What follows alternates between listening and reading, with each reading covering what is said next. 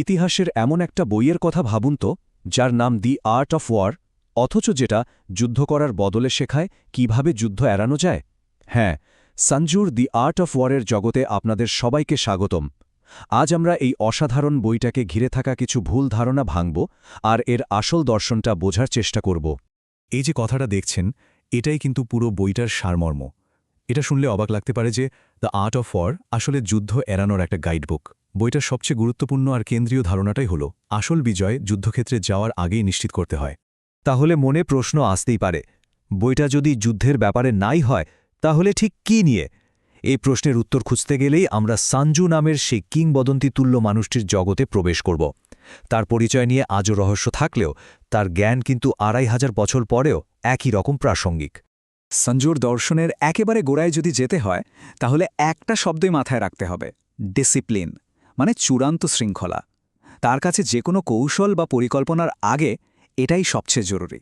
চলুন একটা বিখ্যাত গল্পের মাধ্যমে দেখি এই শৃঙ্খলার উপর তিনি ঠিক কতটা জোর দিতেন।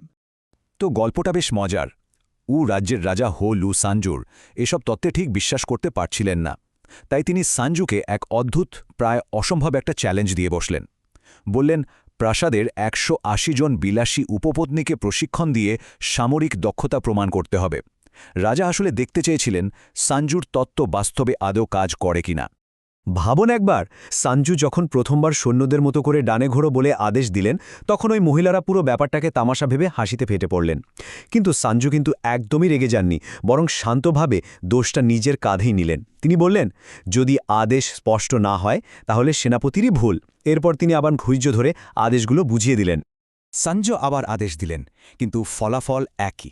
মহিলারা আবারও হাসিতে ফেটে পড়লেন, আদেশটা পুরোপুরি অগ্রাহ্য করে। এবার কিন্তু সাঞ্জুর মনোভাব পাল্টে গেল। তিনি বুঝলেন, সমস্যাটা এখন আর আদেশ স্পষ্ট না হওয়ার নয়, সমস্যাটা হল নেতৃত্বের দুর্বলতা। আর ঠিক তখনই সাঞ্জু এমন একটা কঠোর সিদ্ধান্ত নিলেন যা দেখে স্বয়ং রাজাও হতবাক হয়ে গিয়েছিলেন। তিনি বললেন, আদেশ স্পষ্ট হওয়ার পরেও যদি সৈন্যরা তা না মানে তাহলে দোষটা তাদের কর্মকর্তাদের। আর এই শৃঙ্খলা প্রতিষ্ঠা করার জন্য তিনি দুই দলের নেত্রী, মানে রাজার সবচেয়ে প্রিয় দুই উপপত্নীর মৃত্যুদণ্ডের আদেশ দিলেন। এরপর যা হল তা অবিশ্বাস্য। পিনপতন নীরবতা। ওই মহিলারা এরপর থেকে প্রত্যেকটা ড্রিল, প্রত্যেকটা নির্দেশ পালন করতে লাগলেন একদম নিখুঁতভাবে। এই ভয়ঙ্কর ঘটনায় সাঞ্জুর মূল বিশ্বাসটাকে প্রতিষ্ঠা করে, যে কোনো বড় কৌশলের আগে প্রয়োজন ইস্পাতের মতো কঠিন শৃঙ্খলা।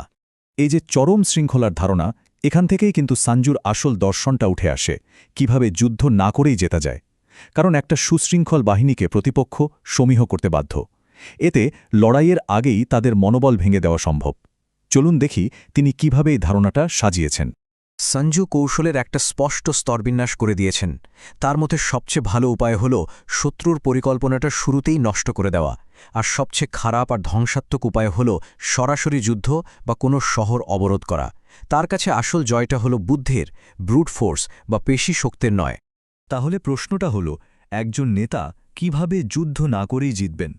সাঞ্জুর উত্তরটা খুব স্পষ্ট, কঠোর গণনা আর বিশ্লেষণের মাধ্যমে।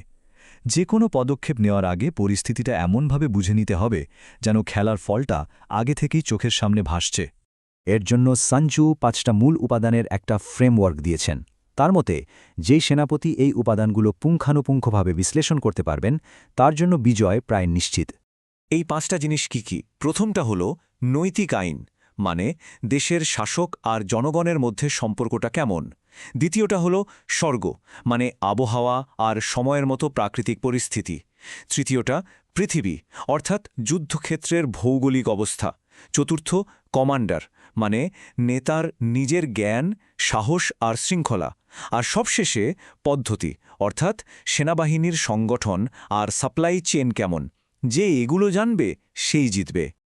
আচ্ছা, এবার আসা যাক বইটার সবচেয়ে চর্চিত আর সবচেয়ে ভুল বোঝা অংশে, প্রতারণা।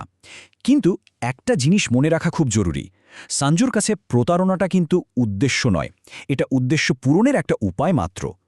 যুদ্ধ এড়ানোর জন্য এটা একটা শক্তিশালী অস্ত্র। সাঞ্জু যখন বলেন সমস্ত যুদ্ধ প্রতারণার উপর ভিত্তি করে হয়, তখন তিনি আসলে বোঝাতে চাইছেন যে শত্রুকে শারীরিকভাবে আঘাত করার আগে মানসিকভাবে তাদের পরাজিত করতে হবে। তাদের মনে একটা বিভ্রান্তি তৈরি করতে হবে। লক্ষ্যটা হলো শত্রুর জন্য একটা মিথ্যা বাস্তবতা তৈরি করা। যেমন ধরুন, যখন আপনি আক্রমণের জন্য পুরোপুরি তৈরি, তখন এমন ভাব করুন যেন আপনি একদমই দুর্বল। আবার যখন আপনি কাছে, তখন এমন ভান করুন যেন আপনি অনেক দূরে আছেন। এই বিভ্রান্তি শত্রুকে ভুল সিদ্ধান্ত নিতে বাধ্য করবে, আর তারা হয়তো যুদ্ধ ছাড়াই হার মেনে নেবে। এই সব কিছুর শেষে আমরা বইটার সেই মূল শিক্ষায় এসে পৌঁছাই, যা শুধু যুদ্ধক্ষেত্র নয়, আমাদের সবার জীবনেই, ব্যবসা, খেলাধুলা, সম্পর্ক, সব ক্ষেত্রেই প্রাসঙ্গিক। সানজুর সেই বিখ্যাত কথাটা তো আমরা সবাই জানি, যদি তুমি শত্রুকে জানো এবং নিজেকেও জানো, তাহলে ১০০টা যুদ্ধের পরও ভয়ের কিছু নেই। এটাই হলো কৌশলগত সাফল্যের সর্বোচ্চ স্তর, সম্পূর্ণ সচেতনতা। কিন্তু সানজু ঠিক এর পরে আমাদের সতর্ক করে দিয়েছেন যে অসম্পূর্ণ জ্ঞান কিন্তু আরও বিপজ্জনক। তিনি বলেন, যদি তুমি নিজেকে জানো কিন্তু শত্রুকে না জানো, তবে প্রতিটি জয়ের জন্য তোমাকে একটি পরাজয়েরও সম্মুখীন হতে হবে। এটা আসলে অহংকার আর আত্মকেন্দ্রিকতার বিপদ সম্পর্কে একটা স্পষ্ট সতর্কবার্তা। শুধু নিজের শক্তি নিয়ে অতিরিক্ত আত্মবিশ্বাস প্রায়ই পরাজয় ডেকে আনে। আর সবশেষ এবং সবচেয়ে মারাত্মক যে ভুলটা হতে পারে তা হল, যদি তুমি শত্রু বা নিজেকে কাউকেই না জানো, তবে তুমি প্রত্যেকটি যুদ্ধেই পরাজিত হবে। সোজা কথায়, অজ্ঞতা থেকে কোনো পদক্ষেপ নেওয়া মানেই হল নিশ্চিত ব্যর্থতাকে আমন্ত্রণ জানানো। শেষ পর্যন্ত দ্য আর্ট অফ ওয়ার তো শুধু যুদ্ধ নিয়ে একটা বই না, এটা স্ট্র্যাটেজি, প্রস্তুতি আর সাইকোলজির একটা মাস্টার ক্লাস। এটা আমাদের শুধু জেতার কথা বলে না, বরং সবচেয়ে বুদ্ধিদীপ্ত আর কার্যকর উপায়ে জেতার কথা বলে। আর তাই এই বিশ্লেষণ শেষে আমাদের সবার জন্য একটা প্রশ্ন থেকে যায়, আমাদের নিজেদের জগতে যুদ্ধ না করে জেতার অর্থ কী?